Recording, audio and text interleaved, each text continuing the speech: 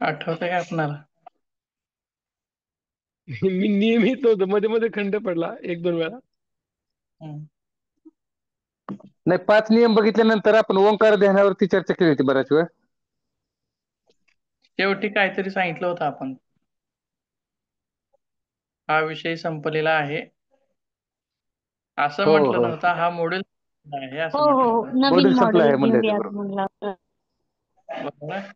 नवीन मॉड्यूलची सुरुवात आपल्याला करायची होती. ठीक आहे. हम्म. तर नवीन मॉड्यूल जो आहे तुमचा, त्याच्यामध्ये विशेष काय बघायचं आहे? नाडी, प्राण, नाड्यांचे प्रकार, प्राणांचे प्रकार, असे वेगवेगळे भाग त्याच्यामध्ये आहेत. इंटरेस्टिंग भाग आहे म्हणून सांगितलं होतं तुम्ही. बर बर बर, ठीक आहे. ठीक आहे. मग नाडी बघण्याच्या अगोदर, आता सुरुवात करण्याच्या अगोदर, नाडीबद्दल तुम्हाला काही माहिती असेल तर सांगा 1 मिनिटामध्ये. इडा, किंवा पिंगला कशाला आणि म्हण सुषुम्ना या मुख्य नाड्या आहेत आणि शरीरात एकूण 72,000 नाड्या असतात. बर, ठीक आहे. आणखीन काही सांगता येईल कोणाला?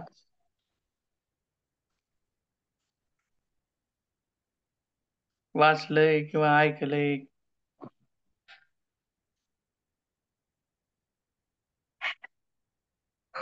किंवा लिहिलंय? वाचलेलं आणि ऐकलेलं असेल म्हणावं, लिहिण्याचा तर काही प्रश्न नाही.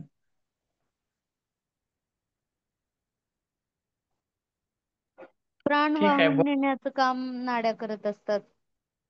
बर बर, छान. आणखीन काही दुसरं कोण आहे का? ठोसर सर.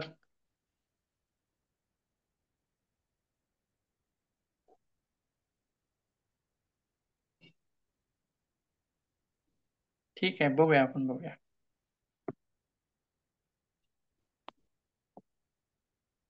नाडी किंवा नाडीची व्याख्या अगोदर बघूया आपण काय आहे, त्याच्यानंतर पुढे जाऊया, थोडं थोडं थोडं पुढे जाऊया.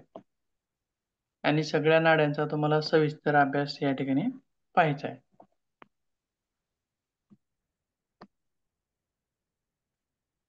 बघा, हा जो मॉड्यूल आहे त्याच्यामधला पहिला पॉइंट, त्याच्यामध्ये काय काय आहे?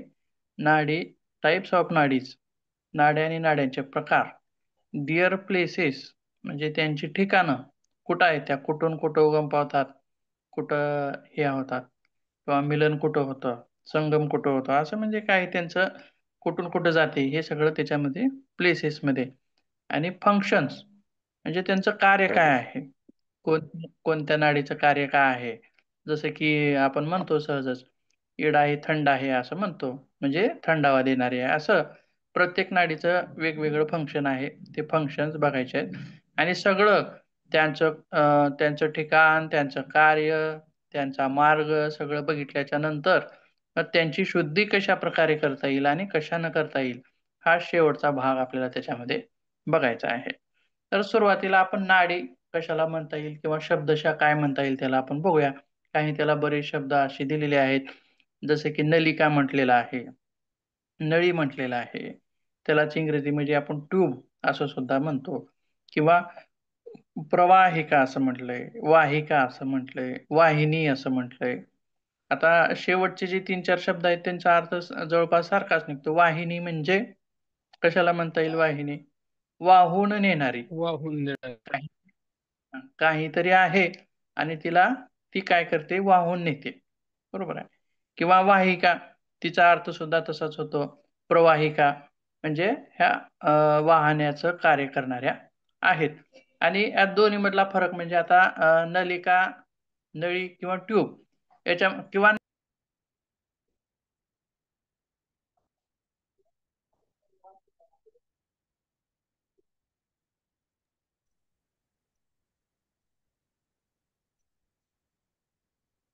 सर बाहेर पडले का? आता होस्ट मी झाले वाटतं.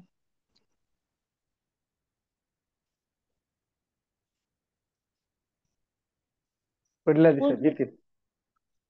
बर सर आले तर होस्ट कसं करायचं परत? सर आल्या सांगतील ना.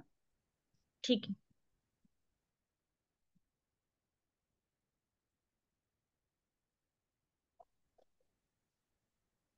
ठीक आहे. बघा, नलिका किंवा नाडी कशाला म्हणता येईल?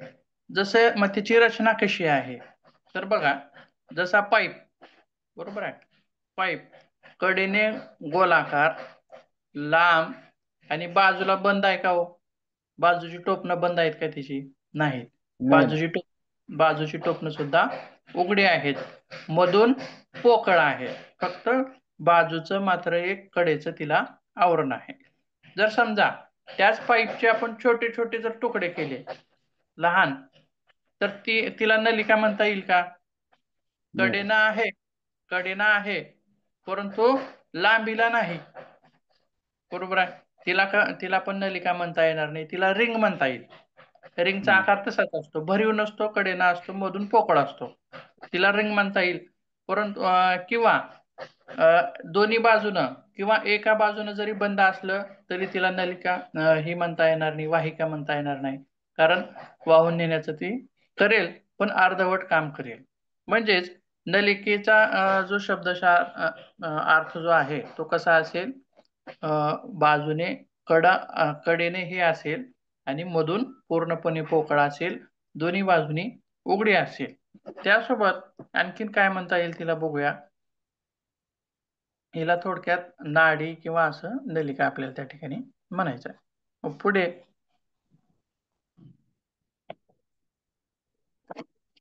हा बघा, आणखीन पुढे काय म्हटलंय? नाडी हा जो शब्द आहे तो संस्कृत मधील नद या धातूपासून तयार झाला आहे. कशापासून? नद या धातूपासून तयार झालेला आहे. आणि नद म्हणजे काय तर स्पंदन पावणे होय. स्पंदन पावणे होय. आता प्रत्येक नाडी किंवा प्रत्येक पाईप, आता पाईपला नाडी म्हणता येईल का हो? नाही म्हणता येणार. नाडी म्हणता येईल का?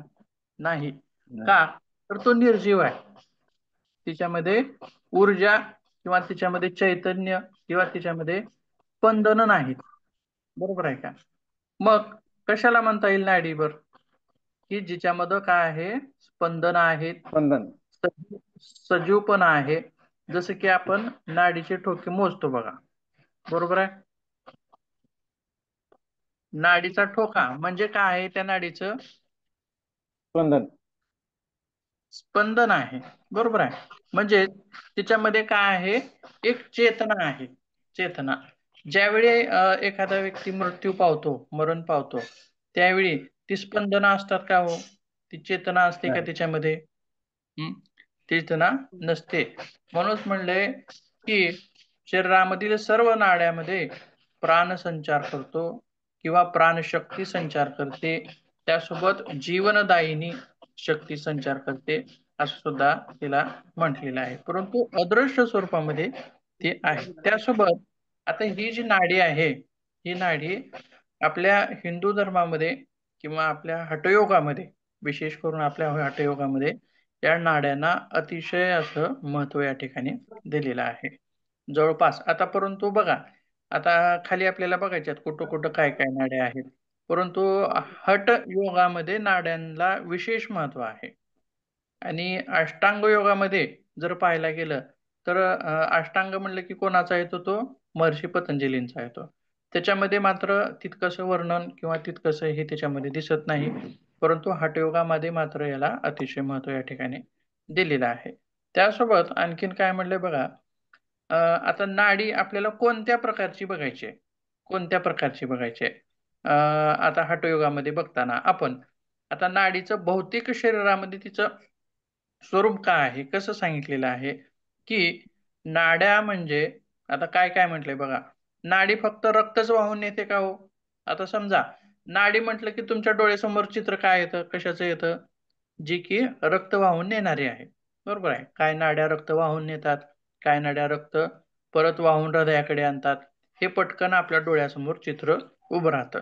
परंतु त्याला सोडून सुद्धा कुठलं चित्र उभं राहतं का? तर राहत नाही. पण आता आपण बघूया पुढे, काय काय कशाला आपल्याला नाडी म्हणता येईल? काय काय म्हणले बघा.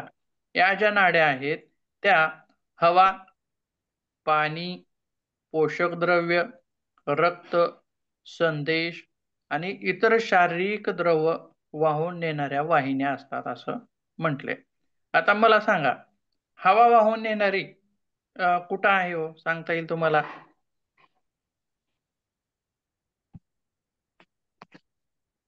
लीडा हवेचं पिंगला. वहन. आपण सुरुवातीला काय म्हणलं? वहन करणारी, तिला वाहिनी असं म्हटलं. मग कशाचं हो. कशाचं? असं पाणी वगैरे आता आपण सांगितलं काय काय काय. तर रस रक्त त्याच्यामध्ये पाणी. हा हवेचं वहन करणारी नाडी कुठं आहे? सांगा बर.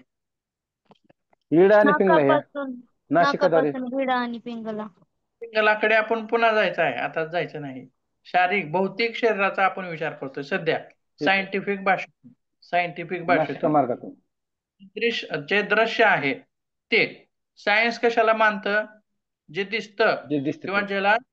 ज्याला प्रयोगशाळेमध्ये सिद्ध करता येतं अशा गोष्टींना सायन्स मानत असतं. बरोबर आहे. आता काही गोष्टी आपल्या योगशास्त्रामध्ये कशा आहेत, जसे की मूलाधार चक्र म्हणा, अष्टचक्र म्हणा किंवा पाच शरीर म्हणा, सूक्ष्म शरीर म्हणा, हे आपल्याला ते दिसत नाही. बरोबर आहे. मग सायन्सचं म्हणणं काय आहे की ते दिसत असेल तरच त्याला मानतं, असं ती गोष्ट वेगळी आहे. किंवा त्यासोबत मग आपल्याला काय बघायचं होतं नेमकं, तर हवेचं वहन करणारी कोणती आहे? तर नाकाद्वारे फुफ्फुसापर्यंत जाणारी जी श्वासनलिका आहे, आपण तिला काय म्हणतो? श्वासनलिका. श्वासनलिका. तिनं काय करत आहे? हवेचं वहन करत आहे. आणि कशी आहे? आतून पोकळ आहे. बरोबर आहे. लांब तर आहेच, आतून पोकळ आहे. त्यासोबत मग आणखीन काय म्हणलं आपण? अन्न वहन करणारी, तिला पण नाडीच म्हटलं. मग ती कुठं अन्ननलिका. आहे? अन्ननलिका. तोंडापासून आपल्या जठरापर्यंत नळीच आहे ती. बरोबर आहे. ती नळी हम्म. कशाचं वहन करते? अन्नाचं वहन करते, म्हणून तिला काय म्हणलं? अन्ननलिका, अन्नवाहिका. बरोबर आहे. मग आणखीन पाण्याचं वहन करणारी पण आहे का आपल्या शरीरामध्ये? तर आहे. ती पण अन्ननलिकाच आहे. बरोबर आहे. किंवा आता पाण्याचं परत वहन करणाऱ्या दुसऱ्या कोणकोणत्या आहेत बघा. दुसऱ्या मग मूत्र कोणकोणत्या आहेत? विसर्जन. काय मूत्र म्हणलं? विसर्जन. मूत्र विसर्जन. हा, राईट, बरोबर आहे. पाण्याचं वहन करणाऱ्या कोणकोणत्या येतात? किडनी पासून निघतात बघा. किडनीच्या मधून निघतात आणि ब्लॅडरला तुम्ही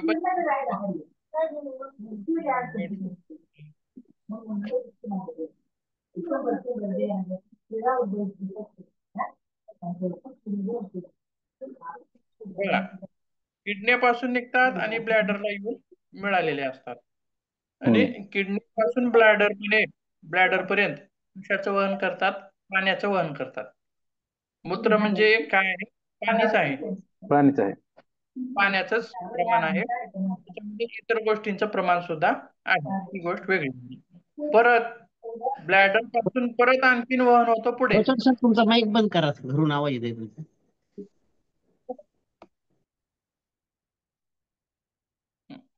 बघा, परत ब्लॅडर पासून परत पुढे आणि वहन होतं मूत्राचं. आणि ब्लॅडर पर्यंत जर वहन झालं असतं तर ते बाहेर कसं पडणार? बरोबर आहे. मग त्याच्यासाठी पुढे सुद्धा तशी योजना आहे. आणि ती सुद्धा काय आहे? नलिकाच आहे. म्हणजे जलाचं वहन करणारी झाली. आता बघा, कोणकोणत्या पाहिल्या आपण? अन्नाचं वहन करणारी पाहिली, हवेचं वहन करणारी पाहिली, पाण्याचं वहन करणारी पाहिली. आता आणखीन काय आहे? आणखीन काय? मलाचं वहन करणारी सुद्धा आहे. मलाचं वहन करणारी ती कोणती आहे? ती काय आहे? तर मोठं आतडं जे आहे, बरोबर आहे, त्याचं स्वरूप सुद्धा कसं आहे? पाईप सारखंच आहे. गोल आहे, आतून पोकळ आहे. त्याच्यामधून वाहिलं का जातंय? तर मल पुढे पुढे ढकलला जातो. मलाचं वहन करणारी आहे. बरोबर आहे. त्यासोबत आणखीन कुठले आहे? आणखीन पुढे काय म्हटलेलं आहे? तर संदेश वहन करणाऱ्या नाड्या. आता बघा, एवढ्या आपण बघितल्या पाण्याच्या, अन्नाच्या वगैरे. आता संदेश वहन करणाऱ्या कोणत्या आहेत हा? सांगा बरं.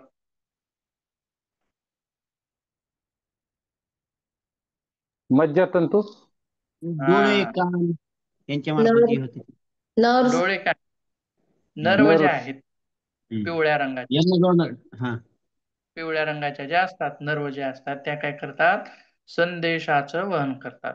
मग आता बघा, एवढ्या प्रकारच्या नाड्या तर आपण आता बघितल्या. मग समजा रक्तवाहिन्यांचं जर चित्र आपण बघितलं तर ते वेगळं दिसेल, अन्ननलिकेचं चित्र बघितलं तर वेगळं दिसेल. आता जितके आपण वर्णन केल्या त्यांचं चित्र बघितले तर वेगवेगळे दिसतील. मग याच नाड्यांना आपण 72,000 नाड्या म्हणायचं का? आता आपण सुरुवातीला काय म्हणलात, इडा, पिंगला, सुषुम्ना 3 मुख्य नाड्या आणि इतर किंवा त्यांना ते तिन्हीला धरूनच 72,000 नाड्या असं आपण म्हटलं. मग यांनाच त्यांच्या 72,000 नाड्यामध्ये गणना करायची का यांची? आता हा, ह्या येतील ना नाड्याच ह्या. आहेत, बरोबर आहे. 72,000 नाड्यामध्ये येतील का ह्या? येतील अन्ननलिका ना. येईल का? श्वासनलिका येईल का? किंवा चेतातंतू येतील का? येतील येतील सगळे येतील. लहान आतडं येईल का? मोठं आतडं येईल का? सांगा बरं, येईल का? तर येणार माझं तर मत नाही. येतील. येणार नाहीत. तर का येणार नाहीत? त्याच्यासाठीच आपण सुरुवातीला हे बघितलंय. ह्या आहेत भौतिक शरीरातील नाड्या, ज्या कशाचं वहन करतात, अन्न, पाणी, हवा, संदेश अशा वेगवेगळ्या गोष्टींचं त्या वहन करतात. मग आता आपण ज्या नाड्या बघणार आहोत, आता 72,000 नाड्या त्या ज्या बघणार आहोत, मग त्या कशाचं वहन करतात ते ते प्राणाचं बघूया वहन आता. करतात. हम्म. हा. प्राणाचं वहन, जीवनदायिनी शक्तीचं वहन, चैतन्याचं वहन, आदिशक्तीचं वहन. बघूया आपण काय काय करतात त्या. बघा, आता वरचा भाग सोडून द्यायचा. आता भौतिक शरीरातल्या बघितल्या. खाली बघा, हठयोगात आध्यात्मिक क्षेत्रात त्यांना कशाचं म्हणायचं आहे? नाड्या म्हणजे, आध्यात्मिक क्षेत्रातील नाड्या म्हणजे प्राण, जीवनशक्ती, ऊर्जा शक्ती आणि आध्यात्मिक शक्तीचं वहन करणाऱ्या असतात. आणि ह्या कशा स्वरूपाच्या आहात? अदृश्य स्वरूपाच्या आहेत, दृश्य स्वरूपाच्या नाहीत. अदृश्य अशा स्वरूपाच्या आहेत, अतिसूक्ष्म आहेत. असं आता बघा, आता एक लक्षात ठेवायचं, नाडी, योगशास्त्रामध्ये नाडी म्हटलं की ती कशाचं वहन करणारी आहे? दिव्य शक्तीचं वहन करणारी आहे, असं त्या ठिकाणी समजायचं. आता यांची गणना, आता आर्टरीज किंवा व्हेन्स आहेत, त्यांची गणना यांच्यामध्ये करायची नाही. आता आलं का लक्षात? ठीक आहे, पुढे बघूया. मग आता यांची संख्या जी आहे, त्यांचं स्वरूप कसं सांगितलेलं आहे? तर वेगवेगळ्या ग्रंथांमध्ये यांचं स्वरूप किंवा यांची संख्या ही वेगळी सांगितलेली आहे. तसेच आपण काही ग्रंथ आणि नाड्यांची संख्या सुद्धा इथं दाखवलेली आहे. बघा, तर हठयोग प्रदीपिकेमध्ये 72,000 नाड्या सांगितलेल्या आहेत. त्यासोबत हठरत्नावलीमध्ये 14 नाड्या सांगितलेल्या आहेत. मुख्य 14 नाड्या, 14 नाड्या सांगितलेल्या आहेत आणि मुख्य 3 आहेत. आता बघा, कुठेही जर कोणत्याही जर ग्रंथात गेलात तर 3 मुख्य आहेत, 3 मुख्य आहेत. आणि काय काय ग्रंथात काय सांगितलंय? 14 मुख्य असं सांगितले आणि 3 ज्या आहेत त्या त्याच्यापेक्षाही अतिमुख्य असं स्वरूपामध्ये ते सांगितलेलं आहेत. आणि आता पुढे गोरक्ष शतक आहे, त्याच्यामध्ये एकूण 10 प्रकारच्या नाड्या सांगितलेल्या आहेत. त्यासोबत शिवसंहितेमध्ये 3.5 लाख नाड्या त्या ठिकाणी सांगितलेल्या आहेत. त्या 3.5 लाखामध्ये सुद्धा एकूण 14 नाड्या मुख्य सांगितलेल्या आहेत आणि त्या 14 नाड्यामधून सुद्धा 3 नाड्या परत आणखीन मुख्य सांगितलेल्या आहेत. योगबीज मध्ये एकच नाडी सांगितलेली आहे, ते आहे सुषुम्ना. वशिष्ठ संहितेमध्ये परत 72,000 नाड्या आणि मुख्य 14 नाड्या असं सांगितलंय. सिद्ध सिद्धांत पद्धतीमध्ये एकूण 10 नाड्या. योग चूडामणीमध्ये 72,000 आणि त्याच्यामधल्या 10 मुख्य असं तिथं सांगितलेलं आहे. त्रिशको ब्राह्मण उपनिषदामध्ये 72 आणि मुख्य 10 असं सांगितले. त्यासोबत ध्यानबिंदू उपनिषदामध्ये मुख्य 10 आणि त्याच्यातही अतिमुख्य म्हणलं तर 3. आणि शांडिल्य उपनिषदात 13 नाड्या सांगितलेल्या आहेत. स्वरशास्त्रामध्ये 72,000 नाड्या सांगितलेल्या आहेत आणि मुख्य 10 सांगितलेले आहेत. आणि आता बघा, सुरुवातीला आपण तिथं वर्णन केलेलं होतं की काय म्हटलं होतं, आटयोगामध्ये नाड्यांना अतिशय महत्त्व दिलेलं आहे आणि अष्टांग योगामध्ये मात्र नाड्यांचं तितकं वर्णन आपल्याला तिथं पाहायला भेटत नाही, किंवा त्यांच्या शक्तीचं वर्णन तिथं ते सुद्धा तितकंच आपल्याला तिथं पाहायला भेटत नाही. आणि योगशास्त्रामध्ये पातंजल योग दर्शनामध्ये फक्त एक आणि एकच नाडी सांगितलेली आहे आणि तिचं नाव आहे कूर्म नाडी.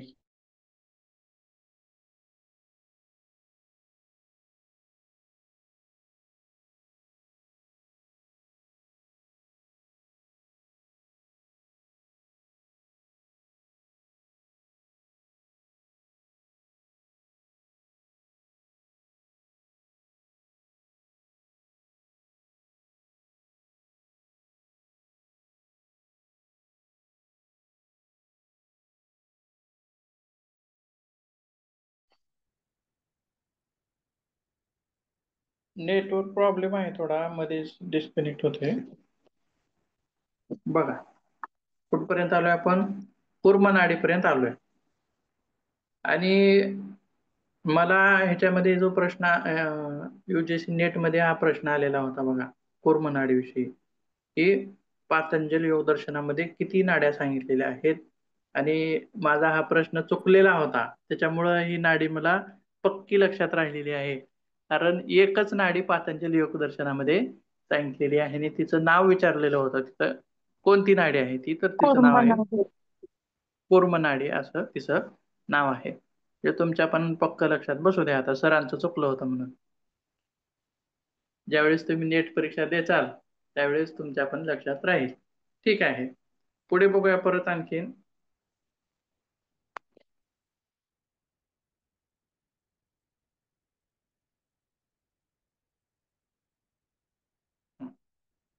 आता 14 नाड्या असं आपण म्हटलं तर त्यांची नावं वगैरे काय आहेत का, आपण ते बघूया.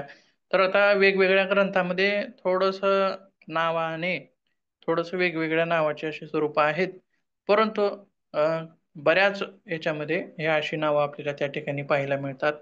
तर शांडिल्य उपनिषद हे जे आहे, ऐकलीत का नावं? तर ऐकलीत का शांडिल्य उपनिषद किंवा होतं गेल्या ज्ञानबिंदू? वर्षी हो अभ्यास म्हणजे काय, झाला. गेल्या वर्षी अभ्यास केला सर आम्ही त्याचा. हा, हा, हा. शिकवले किती ते. किती किती किती उपनिषद होते गेल्या वर्षी तुम्हाला? 5. आठवते का? हो, तेजो बिंदू, ध्यान बिंदू, शांडिल्य उपनिषद. योग होतं हा, उपनिषद. योग तत्व उपनिषद. आणखीन योग चूडामणी. नाही, योग थोडा होतं का? म्हणजे नाही. बर. आणखीन कुठलं होतं बघा? UGC नेटला मुख्य 6 उपनिषद आहेत आपल्याला, तुम्हाला अभ्यास करायची. सॉरी, 8. वृत्तनाथ. बघा कोणकोणते आहेत एकदा सांगतो मी. श्वेतातर उपनिषद हे होतं का तुम्हाला? नाही. श्वेतातर, योग कुंडलिनी, नाही. योग चूडामणी. ट्यूबवेल. लिहून घ्या वाटलं तर. सांगा, डबल सांगा सर. बघा, श्वेतातर उपनिषद, दुसरं योग कुंडलिनी, तिसरं आहे योग चूडामणी, चौथा आहे त्रिशुको ब्राह्मण उपनिषद, कोणतं? त्याच्या त्रिशुको ब्राह्मण उपनिषद, त्याच्या पुढे योग तत्वोपनिषद. हे होतं. हा, आता पुढचे असतील बघा, लक्षात येतात तुम्हाला. ध्यान बिंदू, होतं. नाद बिंदू, ज्ञानबिंदू, नाद नादबिंदू, बिंदू आणि योगराज उपनिषद. योग राज झाली का सगळी? बघा, 8 तुम्हाला माहित असावं म्हणून सांगितलं. किंवा मुख्य जे आहेत ती किती आहेत? मुख्य उपनिषद सगळ्या उपनिषदामध्ये मुख्य 10 सांगितलेली आहेत. आणि 10 उपनिषदामध्ये माहित आहेत का तुम्हाला? का सांगू पटपट? बघा.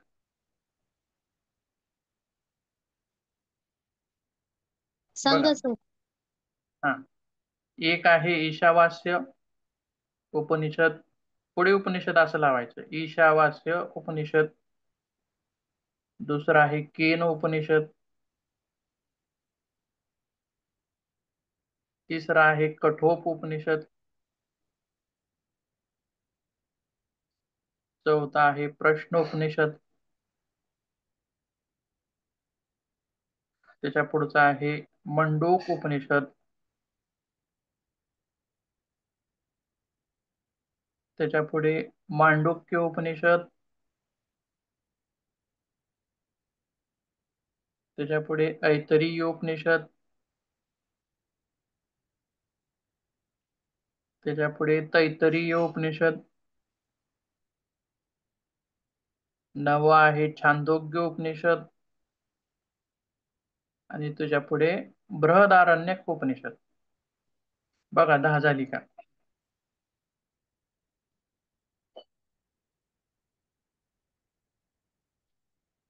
परत एकदा वाचून दाखवतो बघा पटपट. ईशावास्य, केन, कठोप, प्रश्नोपनिषद, प्रश्न, मंडूक, मांडूक्य, मांडुक्य, ऐतरेय, ऐतरेय, तैत्तरीय, तैत्तरीय. छांदोग्य आणि बृहदारण्यक. ही एकूण मुख्य उपनिषद आहेत. बघा, उपनिषद आहेत. असा सुद्धा प्रश्न असतो तुम्हाला नेटमध्ये, ही मुख्य उपनिषद किती? तर 10. आणि परत त्याच्यामध्ये असे प्रश्न असतात की मधले विचारले जातात. जसे की बघा, कठोपनिषदामध्ये कुणाचा संवाद आहे किंवा कुणाचा प्रसिद्ध संवाद आहे? तर त्याच्यामध्ये यमाचा आणि नचिकेताचा प्रसिद्ध असा संवाद आहे. हा भाग वेगळा आहे, तो भाग आपल्याला घ्यायचा नाही. उदाहरण म्हणून तुम्हाला सांगितलं. किंवा त्याच्यामध्ये असे पण प्रश्न असतात की ईशावास्यमध्ये किती अध्याय आहेत, किती सांगा? तर त्याच्यामध्ये 40 अध्याय आहेत, असे पण प्रश्न असतात. मांडुक्यमध्ये किती अध्याय आहेत, ऐतरेयमध्ये किती आहेत, असे पण प्रश्न त्या ठिकाणी विचारले जातात. त्याच्यानंतर काही दर्शनं आहेत, ती तर तुम्हाला माहित असतील. षडदर्शन महत्वाची आहेत. सांख्य, न्याय, वैशेषिक, योग. योग दर्शन आता आलं बघा. 6 दर्शनामध्ये योग दर्शन पतंजलीचं. आणि सगळ्यात छोटं दर्शन आहे योग दर्शन. मीमांसा आहे, वेदांत दर्शन.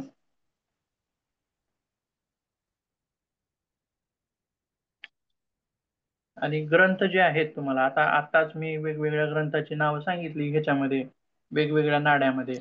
ती कोणकोणती आहेत? आता तुम्हाला माहित असलेली कोणकोणती ग्रंथ आहेत हठयोगाची? एक आहे हठयोग प्रदीपिका, एक आहे घेरंड संहिता. तिला सोडून आणखीन कुठले आहेत? तर योग आहे हठरत्नावली,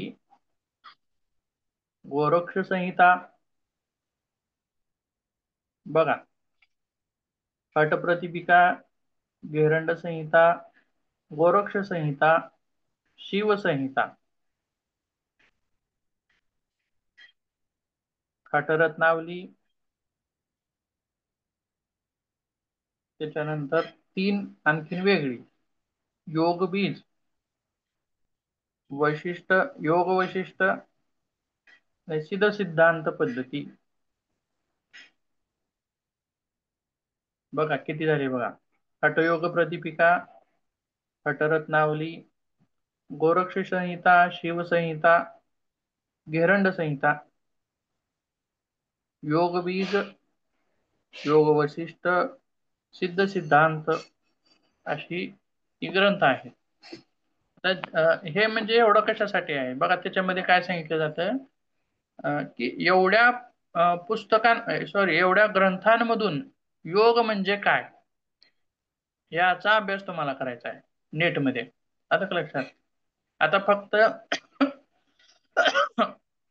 योग बीज मध्ये योग कशाला म्हटलंय, किंवा घेरंड संहितेमध्ये योग कशाला म्हटलंय, किंवा हठयोग प्रतिपिकेमध्ये योग काय आहे, काय आहे त्याचं स्वरूप, पातंजल योग दर्शनामध्ये योग म्हणजे काय, त्याचं स्वरूप काय आहे, असं म्हणजे प्रत्येक वेगवेगळ्या ग्रंथानुसार वेगवेगळं जे स्वरूप आहे योगाबद्दल सांगितलेलं ते सगळं त्या ठिकाणी तिथं अभ्यासायचं असतं.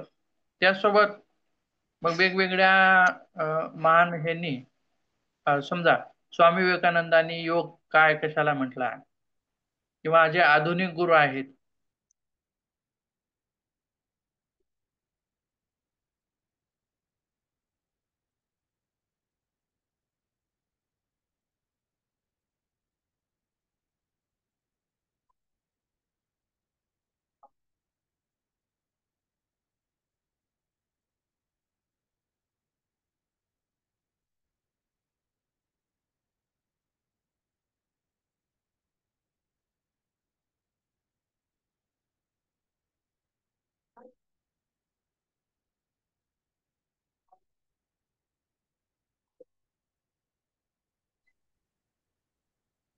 तर अशा वेगवेगळ्या गुरूंनी योग म्हणजे काय सांगितलं असं पण त्याच्यामध्ये वर्णन आहे. किंवा मग बाहेर देशामध्ये योगासारखं काय आहे का ते पण त्याच्यामध्ये विचारलं जातं. त्यासोबत मग इतर विषय काय असतात, 2 पेपर असतात, 100 मार्काचे 2. एक पेपर सामान्य ज्ञान अशा स्वरूपाचा असतो आणि दुसरा जो असतो तो पूर्ण 100 पैकी 100 योगामधला असतो. मग त्याच्यामध्ये आपण जवळपास 50च्या पुढं जायला पाहिजे कमीत कमी. आणि सामान्य ज्ञान परीक्षेमध्ये त्याच्यामध्ये सुद्धा 50च्या पुढे जर गेलं तर ते नेट आपलं पास होऊ शकतं. त्याच्यामध्ये थोडीशी अडचण येते ती पहिल्या पेपरला येते, कारण ते सगळं हिंदीमध्ये असतं त्याचं सगळं हे अभ्यासक्रम वगैरे, त्याच्यामुळे थोडीशी अडचण तिथे येते. योगाच्या क्षेत्रामध्ये आपण 70-80 पर्यंत आपण त्या ठिकाणी जाऊ शकतो. ठीक आहे, हा विषय वेगळा आहे. तर बघा कुठं आलोय आपण.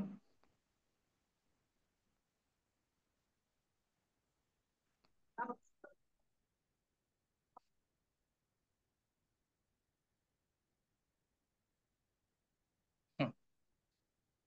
तर तसंच आता शांडिल्य उपनिषदावरून आपण तिकडे गेलो होतो, वेगवेगळे उपनिषद काय आहेत ते बघितलं होतं. तर शांडिल्य उपनिषदात मग काय काय काय नावं सांगितलेली आहेत त्याच्या बाबतीत. तर जसं की इडा, पिंगला, सुषुम्ना या 3 नाड्या या सर्वत्रच तुम्हाला दिसून येतील, मुख्य आहेत, सर्वात जास्त महत्वाच्या आहेत, असं या तिन्हींना महत्व दिलेलं आहे. परंतु या तिन्हीपैकी बी एक पण योग दर्शनामध्ये नाही, फक्त तिच्यात कुर्म असं तेवढं म्हटलंय.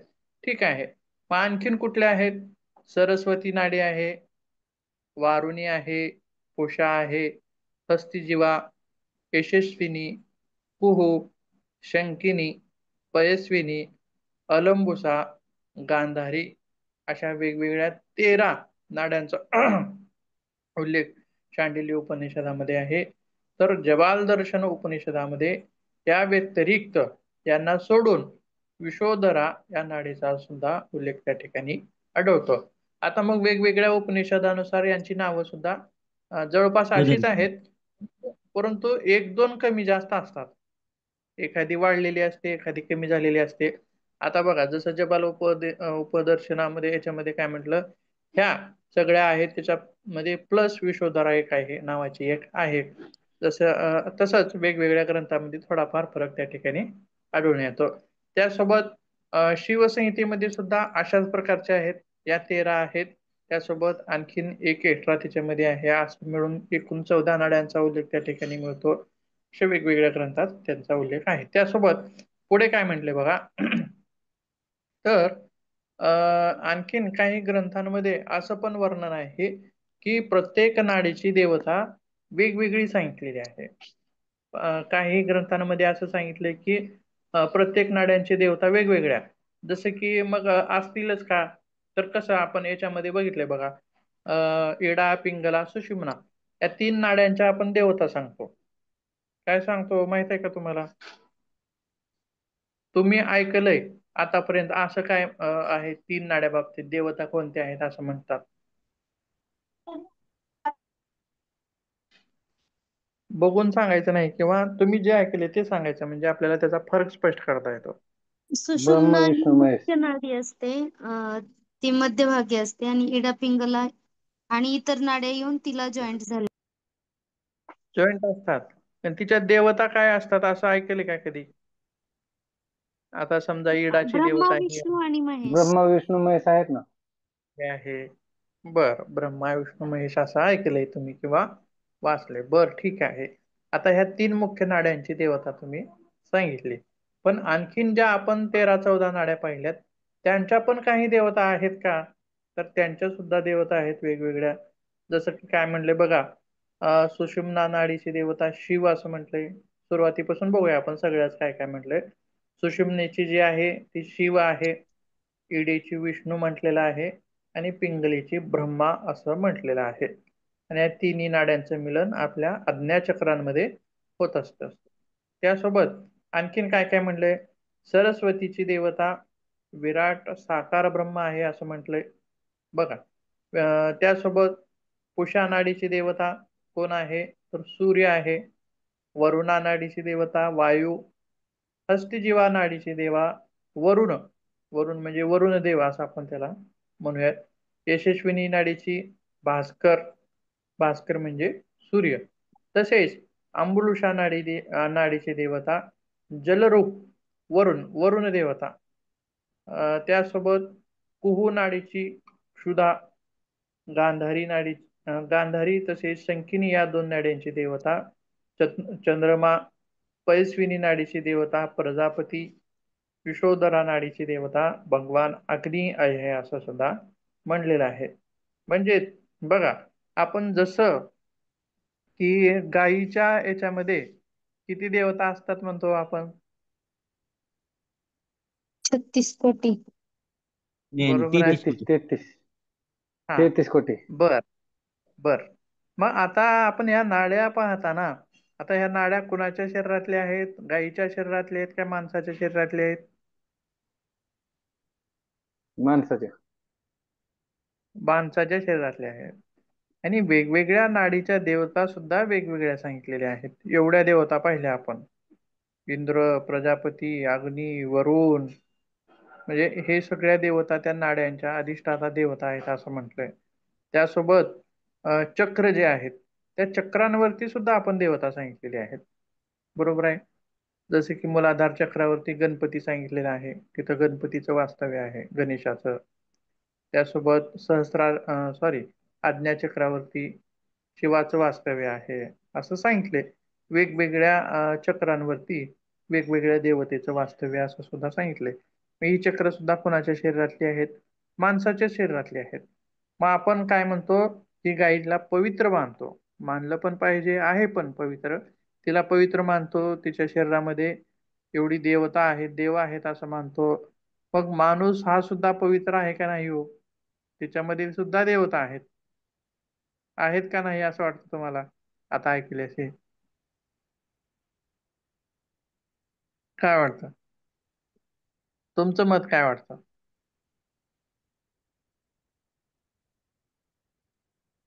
आपण पवित्र आहेच ज्याप्रमाणे मग. गाय ही पवित्र आहे म्हणून आपण तिचं दर्शन घेतो, मग माणसाचं शरीर पवित्र नाही का? तर माणसाचं सुद्धा शरीर पवित्र आहे. स्वतः मधला स्व ज्या वेळेस आपण ओळखतो, स्वतः मधला स्व म्हणजे ब्रह्म. या शरीरामध्ये राहणारा.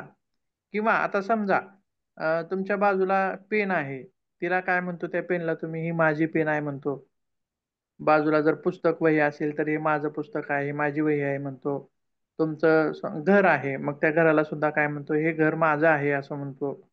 मग आता एक हात बाजूला घ्यायचा आहे, उजवा किंवा डावा कोणता तरी हात बाजूला घ्या आणि त्या हाताला तुम्ही काय म्हणता? हा हात, हा हात कोणाचा आहे असं म्हणता? सांगा. प्रश्नाची उत्तर सोपी आहेत का अवघड नाही? हात, हा माझा हात आहे. माझा, माझा आहे असं म्हणतो. बरोबर आहे. हा श्वास माझा आहे, हे केस माझे आहेत, हे डोळे माझे आहेत, त्वचा माझी आहे. मग माझा आहे म्हणणारा कोण आहे? मी कोण आहे? हं? ब्रह्म. मी कोण? आता बाहेरचं जे आहे तर घर आहे ठीक आहे. ते घर बाहेर म्हणजे शरीरापासून शरीराचा भाग नाही घर. बरोबर आहे. म्हणून त्या घराला आपण माझं आहे असं म्हणू. हम्म. बरोबर आहे. किंवा हे माझं आहे किंवा दुसऱ्याचं आहे. हे असं होऊ शकतं घराच्या बाबतीत. हे घर माझं आहे किंवा दुसऱ्याचं आहे. दुसऱ्याच्या घराला आपण दुसऱ्याचं म्हणतो. तसंच आपल्या आत्म्यातही शरीर मात्र दुसऱ्याचं आहे का हे नाही, तरी त्याला नाही. आपण माझं आहे असं म्हणतो. मग माझं आहे म्हणणारा कोण आहे त्याच्यामध्ये? म्हणजे आत्मतत्व. हे शरीर माझं आहे म्हणणारा सुद्धा कोणतर आहे मध्ये. हम्म. बरोबर आहे. म्हणजे ते जे स्वचं जे स्वरूप आहे ते आत्म्याचं जे स्वरूप आहे म्हणजे तेच ईश्वराचं स्वरूप आहे. आणि ते प्रत्येकामध्ये आहे. गायीमध्ये पण आहे, माणसामध्ये पण आहे. त्या देवता ज्या असतील म्हणजेच शरीर दोघांची सुद्धा पवित्रच आहेत. गायीचं पण आहे शरीर पवित्रच आहे आणि आपलं पण शरीर पवित्रच आहे. गाय पवित्र असते म्हणून तिचं आपण दर्शन घेतो. परंतु आपण ज्यावेळी आपल्या आतमधल्या स्वला ओळखू तर त्यावेळी गायीचं दर्शन घ्यायची सुद्धा आपल्याला गरज उरत नाही. किंवा योगी जे लोक असतात बघा, योगी जे लोक असतात ते मूर्ती म्हणजे याची पूजा करत नसतात. ते म्हणजे समजा मूर्तीला वगैरे हे करतात. ते स्वमध्ये मग्न असतात. किंवा याच्यामध्ये साधनेमध्ये सुद्धा प्रकार आहेत. त्याच्यामध्ये स्थूल साधना करणारे वेगळे आहेत आणि निर्गुण साधना करणारे वेगळे आहेत. जसं की मूर्तीपूजा करणारे अशा हे प्रकार वेगळे लोक म्हणजे हे भक्त वेगळे. आणि ते काही लोक असं असतात की तर देव आता बघा याचं उत्तर आपण देऊ शकतो का देव हा फक्त मूर्तीतच आहे का?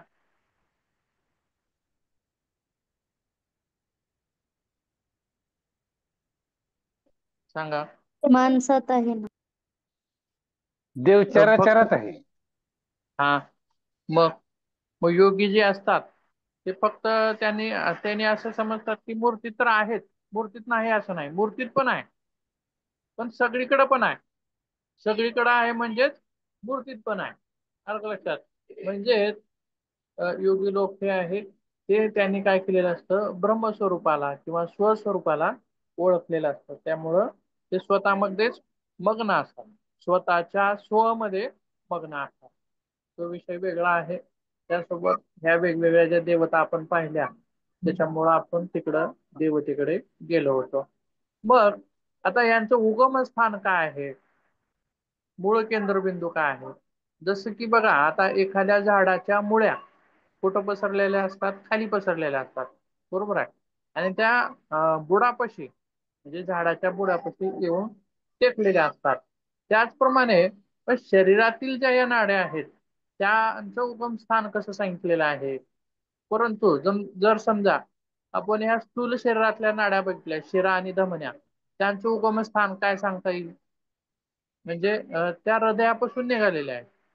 बरोबर आहे. हृदयापासून निघालेले आहेत आणि सर्व शरीरात पसरलेले आहेत. परत धमन्या शिरा ज्या आहेत त्या पूर्ण शरीरभर पसरलेल्या आहेत आणि परत हृदयाकडे येऊन भेटलेल्या आहेत. बरोबर आहे. असं त्याचं स्वरूप आपल्याला स्थूल शरीरामधलं पाहता येतं. या सूक्ष्म शरीरातील 72,000 ज्या नाड्या म्हणल्या किंवा 3 मुख्य नाड्या ज्या म्हणल्या व त्यांचं उगमस्थान कसं आहे? तर ग्रंथांमध्ये त्यांचं वर्णन कसं येतं की गुदद्वारापासून 2 अंगुलीवर गुदद्वारापासून 2 अंगुलीवर मग 2 अंगुली वर गेलं तर जननेंद्रिय येतं पुढे लगेचच. म्हणजे जसं जननेंद्रिय कशाला म्हणता येईल? आपण मूत्र विसर्जन जे करतो त्याला जननेंद्रिय. मग ते वर आहे लगेचच. परंतु त्याच्याही वर का मग नाही तर गुदद्वारापासून थोडं वर आणि जननेंद्रियापासून थोडं खाली असं त्याचं ठिकाण सांगितलेलं आहे. आणि देहामध्ये सूक्ष्म देहाचे केंद्रस्थान आहे. त्यासोबत त्याला मूलाधार चक्र असंही म्हणतात. आणि त्या स्थानापासून 9 अंगुळे वर दिशेला. आता बघा काही ग्रंथांमध्ये असं वर्णन आहे की मूलाधार चक्रापासूनच तिथून यांचं उगमस्थान आहे असं म्हटलेलं आहे. तर काही ग्रंथामध्ये त्याचं नाव असं दिलेलं आहे की कंदस्थान असं म्हणतंय. जागा तीच सांगितलेली आहे आणि मूलाधाराच्या ठिकाणीच आहे. आणि त्याला काय म्हटलंय काही ग्रंथामध्ये कंदस्थान असं म्हणलेलं आहे आणि त्याच्यापासून सर्व नाड्यांचा उगम होतो असं या ठिकाणी म्हटलेलं आहे. म्हणजेच या सूक्ष्म शरीरातील ज्या नाड्या आहेत यांचं उगमस्थान आपल्याला या ठिकाणी पाहता येतं.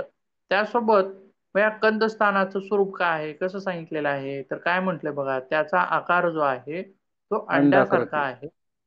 अंड्यासारखा त्याचा आकार आहे. त्याच्यावरती नाजूक त्वचेचं आवरण असतं असं सुद्धा ग्रंथांमध्ये वर्णन आहे. आणि ज्या ठिकाणी सुषुम्ना नाडी कंदाशी जोडलेली असते त्याला संयोग बिंदू अथवा ग्रंथी स्थान असं म्हटलेलं आहे. ज्या ठिकाणी सुषुम्नेचा उगम होतो त्या ठिकाणाला काय म्हटले, संयोग बिंदू किंवा ग्रंथी स्थान असं सुद्धा म्हटले. आणि हे जे स्थान आहे ते मूलाधार चक्राच्या 4 पाकळ्यांच्या म्हणजे बघा 4 पाकळ्या खाली असं समजायचं. त्याचं कसं वर्णन आहे, जसं की एक कमळ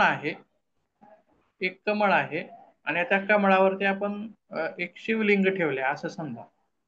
आता शिवलिंगाचं स्वरूप सुद्धा तसंच आहे, अंडाकृती आहे.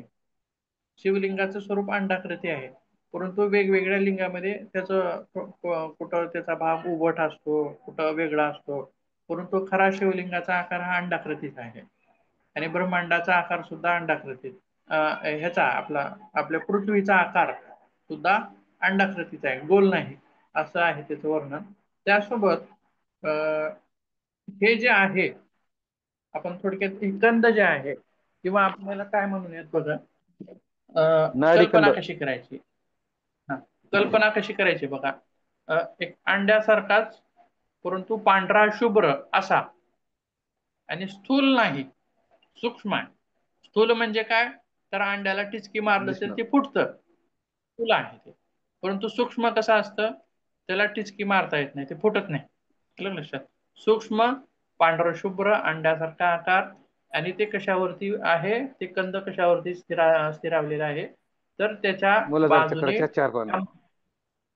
चक्रावरती ते असं बसलेलं आहे आणि बाजूने त्या मूलाधार चक्राच्या 4 पाकळ्या अशा पसरलेल्या आहेत असं वर्णन त्या ठिकाणी ग्रंथामध्ये आपल्याला पाहायला मिळतं. त्यासोबत आणखीन काय म्हटलं बघा पुढे,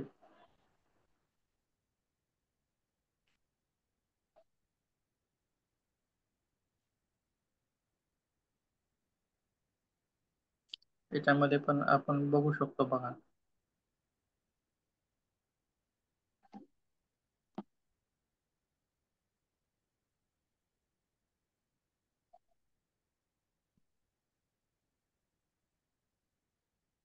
आणखीन एक इमेज बघूया आपण पुढे.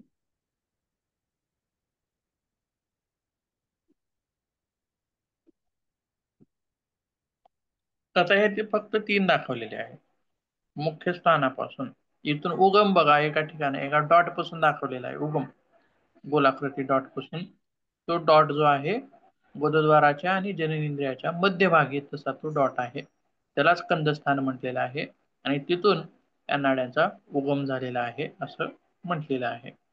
त्यासोबत आता तिन्हीचा संगम एका ठिकाणी झालेला आहे. परत वरती एक डॉट दाखवलेला आहे, तो वरचा डॉट काय आहे, तो आपण सुषुम्ना नाडी मुख्य स्वतंत्र पाहताना तो बघायचा आहे, वरचा शेवटचा काय आहे. त्यासोबत आणखीन पुढे बघूया काय आहे.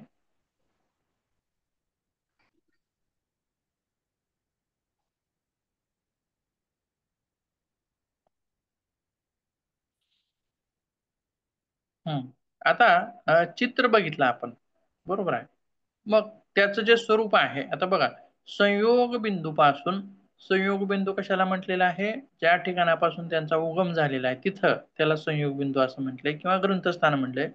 तर त्या संयोग बिंदू पासून कमळाच्या दांड्याप्रमाणे वर जाणाऱ्या, कमळाच्या दांड्याप्रमाणे म्हणजे कोमल अशा स्वरूपाच्या आहेत, एकदम कोमल अशा स्वरूपाच्या, आणि वर जाणाऱ्या पाठीच्या कणाला मेरुदंड अशी संज्ञा आहे आणि या दंडाभोवती सर्व नाड्या गुंफलेल्या आहेत असं सुद्धा म्हटलेलं आहे. त्यासोबत आणखीन एक चित्र बघूया आपण, याच्यामध्ये परत लक्षात येईल.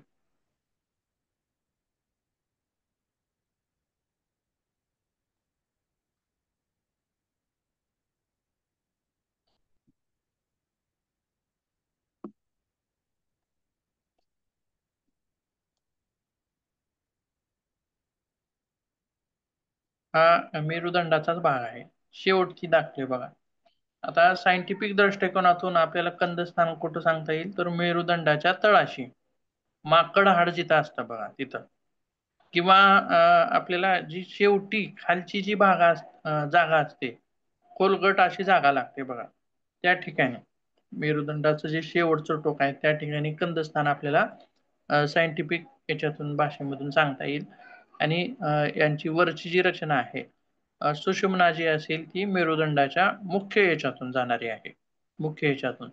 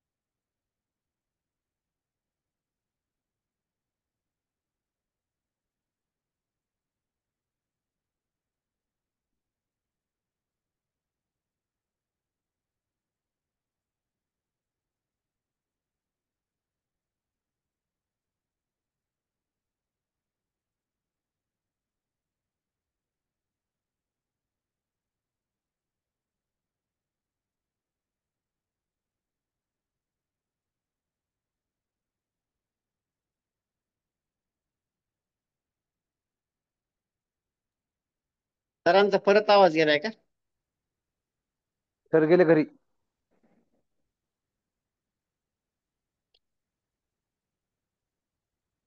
सर बाहेर पडलेत. आता संपलाय बहुतेक का? जॉईन. हा 9 वाजलेत आता. हा, लिव करू का मग? मी होस्ट आहे. नाही नाही येते ना सर, थांबा. 5 वाट मिनिटं वेळ बघायची. करू. हो ठीक आहे, वाट बघू 5 मिनिटं.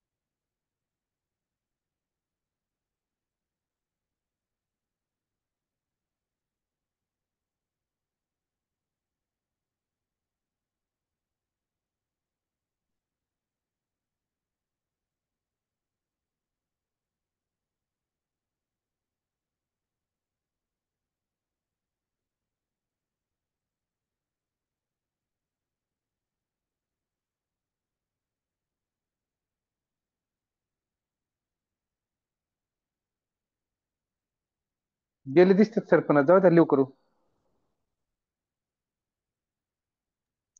ठीक आहे.